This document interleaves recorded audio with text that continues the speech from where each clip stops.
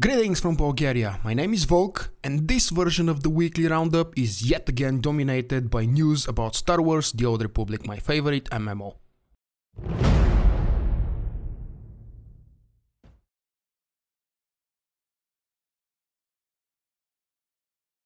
On Tuesday 25th of October, game update 4.7.3 was released, and the only big and noticeable change is unfortunately in the Cartel market. The Cartel market passes are now bind on Legacy. Those are the weekly passes for Flashpoints, Operations, Space Missions, War Zones and the Starfighter ones. There has been an interesting change for the Warzone Commendations as well, and they are granted to be bind on pickup now. Why are these important? I'll tell you a little bit later when I have specific news about the commendation conversion rate in the next expansion.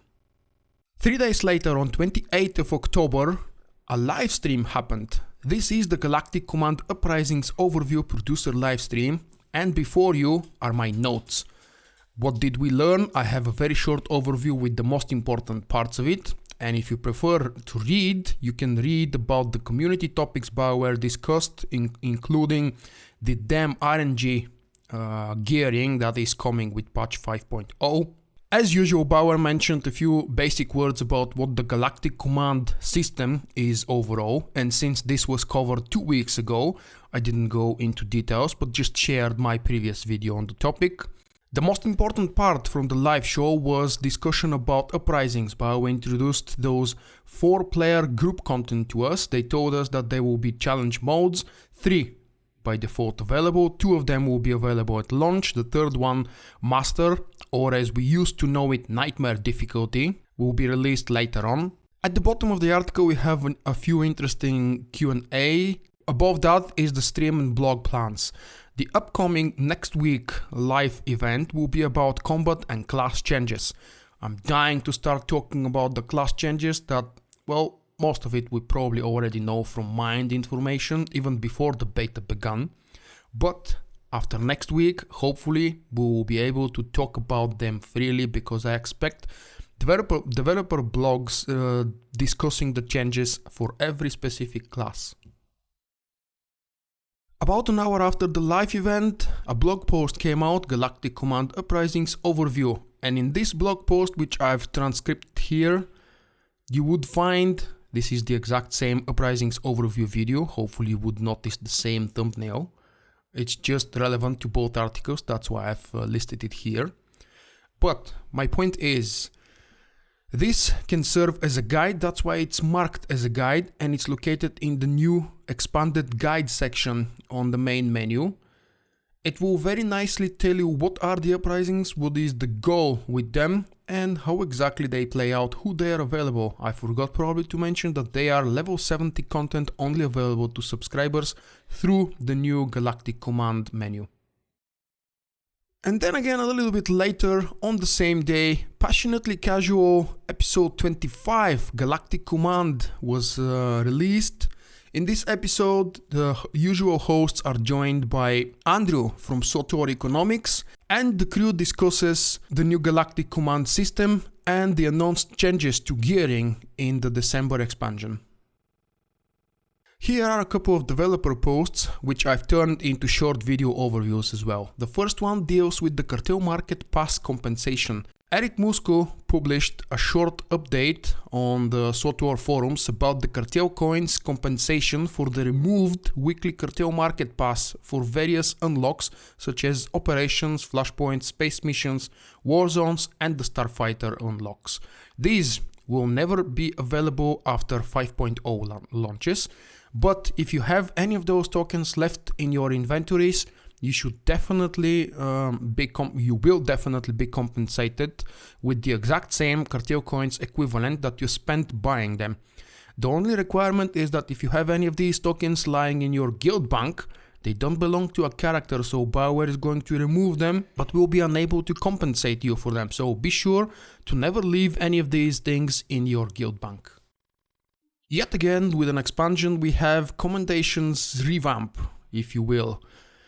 The Commendations in patch 5.0 Knights of the Eternal Throne will be removed, and there is the conversion rate. One Warzone Commendation will be converted for 50 credits, one common crystal for 500 credits, one glowing crystal will cost 1000 credits, and the purple radiant crystal will guarantee you 1500 credits.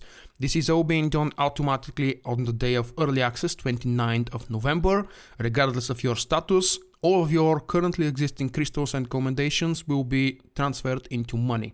However, pay attention that there is a cap of 2 million credits per character with these conversions, which means if you have way more crystals and commendations, they will be just wasted. So do your calculation and be sure that you leave less than the amount of 2 million credits. Crafting changes and the crafted endgame gear specifically. This is a more detailed developer post again from Eric Musco, so I'm not going to discuss it here, but rather point you to the video attached to the article. It's of course also available on my YouTube channel.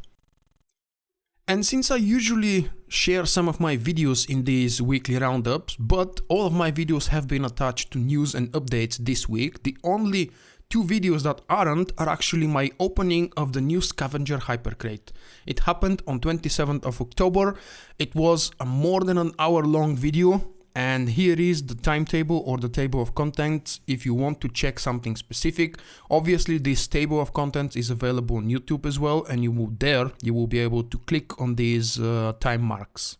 I've had a lot of fun with this, and originally you would hear me saying in the beginning that I have a new plan to shorten the duration of these things. But then we discussed so many things that I actually haven't listed everything in the table of contents.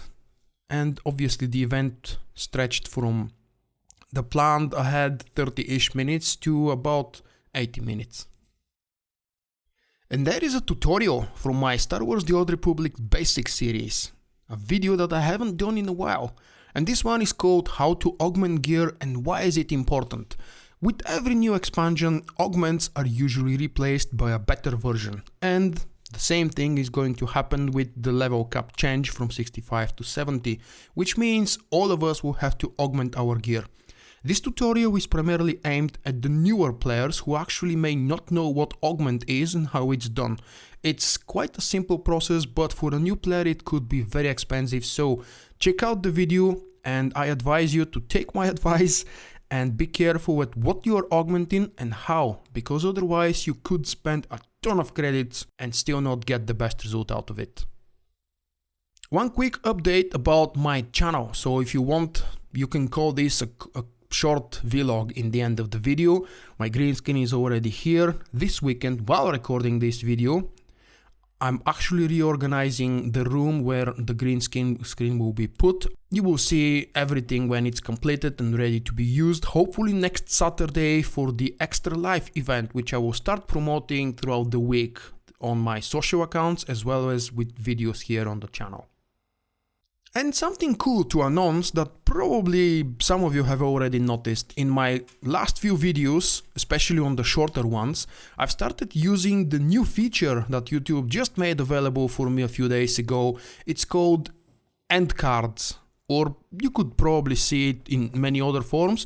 It basically allows me to put some very special kind of annotation in the last 20 seconds of my videos, referring you to all kinds of different tools, such as visiting my website, subscribing to my channel, and in the current form that I've chosen, I'm also displaying 2 videos. The left one is usually a playlist related to the topic discussed in the current video, and the right video in the bottom right is actually tailored to you. I'm letting YouTube decide which one should be the best video from my content that you should be watching next, and YouTube is displaying that to you. I could actually probably very quickly demonstrate you this. Now, unfortunately, these things are not yet available for whatever reason when the video is embedded on another external source, such as my website, but these are the end cards that I'm talking about. This is the link to my website. This is the subscribe button. Bottom left is the playlist, and the bottom right is a specifically randomly, not so randomly chosen video by YouTube, which one should be the next video that the viewer should check out based on their history, on their preferences, and what they've done on my channel. That's it. Wrapping it up.